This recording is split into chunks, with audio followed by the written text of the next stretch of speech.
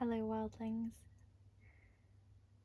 So this is the second part of working with frog spirit or Losgann. So if you haven't watched the first video where I'm basically just introducing my experiences with working with this spirit and the medicine that it can provide for us if we choose to walk with him, then go check that out. But you definitely don't need to watch it beforehand if you want to just stay in this space and see what comes through here. So these were the cards that came out when I asked for some sort of direct communication and a message to present visually to people who might be interested in working with Losgann. So we have the frog spirit here. This is from the Druid's Animal Oracle deck by Phillip Carr. And that's a really beautiful deck as well, because it actually speaks to the Druidic history with working with Losgann and the British Isles. So that's really interesting to read if you are interested in walking a path of Green Witchcraft or Celtic Shamanism. So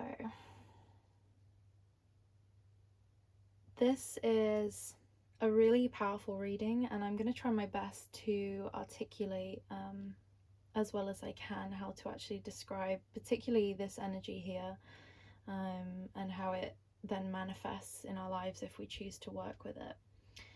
So the first card that came out when I asked for some visual imagery on how to connect with Losgann if you are wanting to work with him. And in this deck there is a certain suit of cards that basically represent the underlying currents of creation, the underlying currents of the cosmos, energies and frequencies that are the pure essence before they are made manifest into a physical creation. So we can look at that as the energy of love, the undercurrent of love before it is expressed between two lovers or two friends, or the energy and the frequency of nurturing before it is expressed through someone tending to their garden or a mother tending to her baby, that sort of a thing. So this is the Singer of Healing, and this was the first card that came out when he wanted to communicate the magnitude of the gifts that we can receive if we choose to work with him. And the Singer of Healing basically talks about how to heal the deepest wounds of our spirit. So how to heal the deepest parts of ourselves that we may have neglected, abandoned, ostracized, cut out, or smothered from our personality because we're either ashamed of them or they hurt too much to look at or to think about.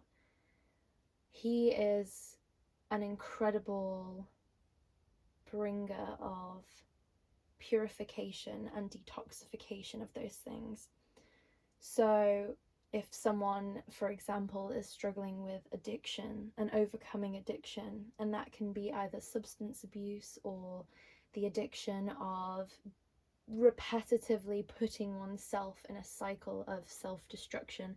And often when we speak about self-destruction, we can think that we're talking about the really big things, you know, like someone who just can't be helped no matter how much their friends try, or someone who's just given up on everything, or someone who expresses self-destruction in the form of anger or resentment or violence. But actually self-destruction can be so much more subtle. It can be so much more liminal and draw far less attention to it, and therefore it can go under the surface and unrecognized.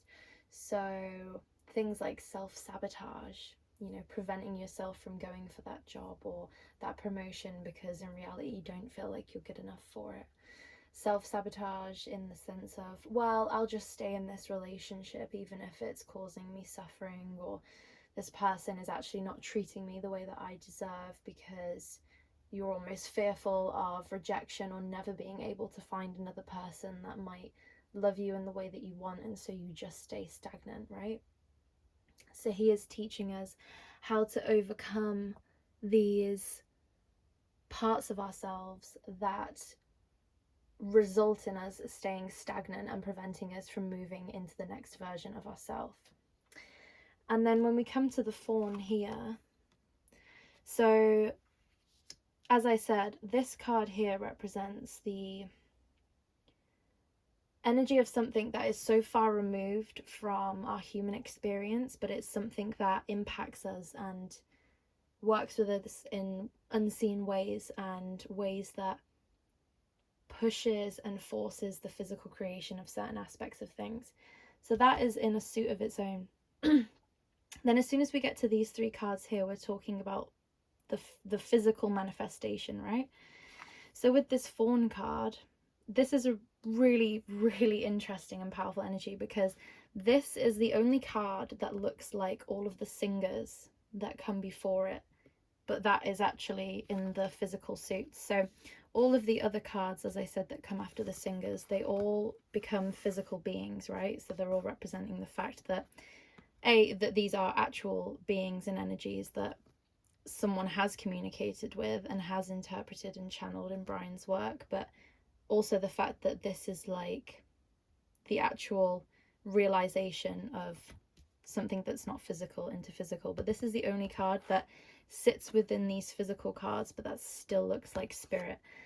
And that is because this card represents us and our ability to connect with natural magic, our ability to channel these things that are hidden, unseen, and lie in a different space of being than we in our physical bodies. And this is the card that represents our ability to manifest that into the physical.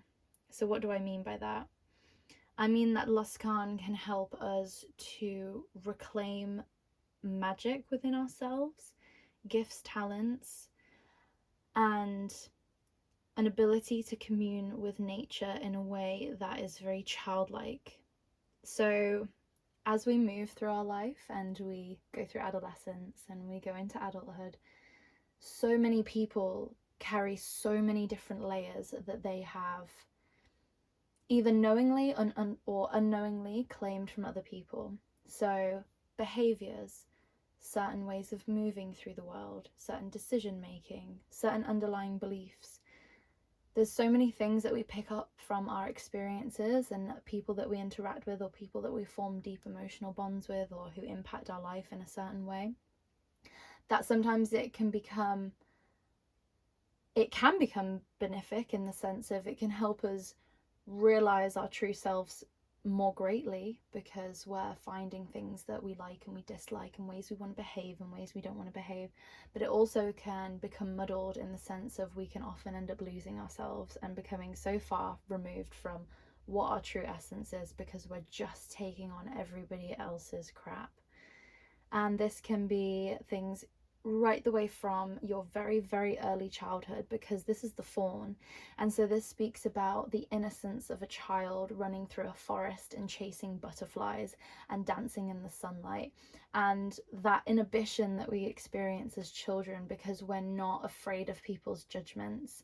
And also that the fact that we don't have boundaries when we're children that prevent us from accessing natural magic, i.e. from communing with nature and from working with her and finding her magic through actually going outside into the forest, connecting with the beings there, the local nature spirits that are there, and communing with them, just as we did with imaginary friends when we were children, or just as we did when we would run through the forest and we would play knights and dragons and princesses in castles.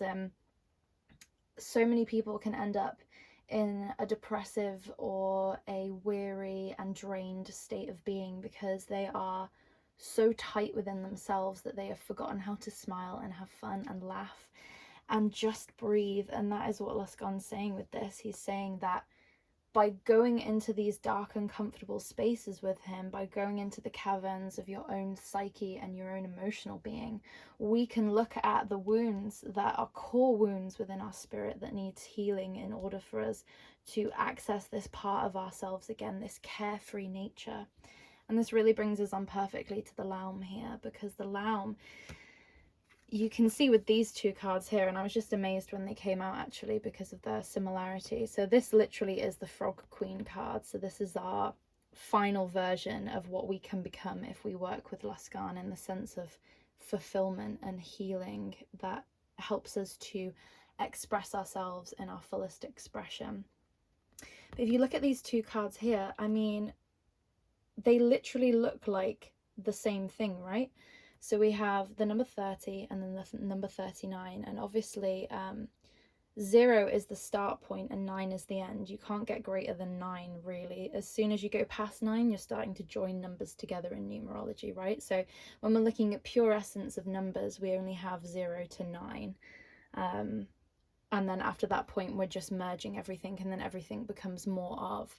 So this represents a complete cycle from 0 to 9. So this is a complete process, and this is what I was talking about in the first video, that Losgann can help us through these metamorphic stages in our life where everything works in cycles. And when we've gone through that cycle and we're starting to head towards the next place of rebirthing the next version of ourselves, when we start really feeling the pressure because we're starting to outgrow our space, we're starting to outgrow our cocoon, just before the caterpillar emerges into the butterfly, we can see the discomfort of what that feels like, because you're like, you can't quite put a name to it sometimes, and you can't quite understand why you're starting to feel stuck or why you're starting to feel stagnant. And that is just the feeling that you have outgrown that version of yourself and you're ready to move into the next aspect, the next metamorphic stage, just as frog moves from tadpole through this incredible metamorphic process to become the being that it does at the end of it. But here we can see her tattered wings, right? And she looks very forlorn, and she's weighed down by this being here and all these ghosts of the past. This is representing all of the ghosts of ourselves, previous versions of ourselves that we've just given up on, that we've lost hopes and dreams of, or physical ghosts of the past, of people who have impacted us in a way that have damaged us and torn at our wings, and prevented us from actually moving forward, right? Because this is her way of moving through the world, is her wings here, right? So this is representing our ability to move forward in a process, or move forward in our life in general.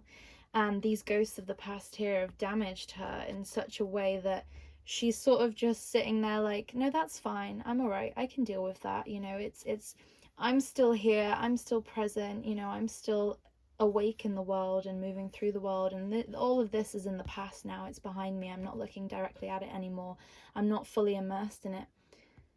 But actually, in reality, these woundings here are still impacting us, and that is what Losgann can help us with. He can help us turn back the clock and go back within our physical experience, back within our psyche, and go, right, well, this occurred at this point in my life, and this damaged me in this way, and I know this now because every time that this situation appears, I always behave or respond to it in this way that is coming from a place of being triggered, because I still feel that wounding, I still feel that poison within myself, that inflammatory response that needs to be healed and soothed. And as I said in the previous video, Losgann is this rainmaker, he's the rain father, he soothes our waters, he soothes our stagnancy,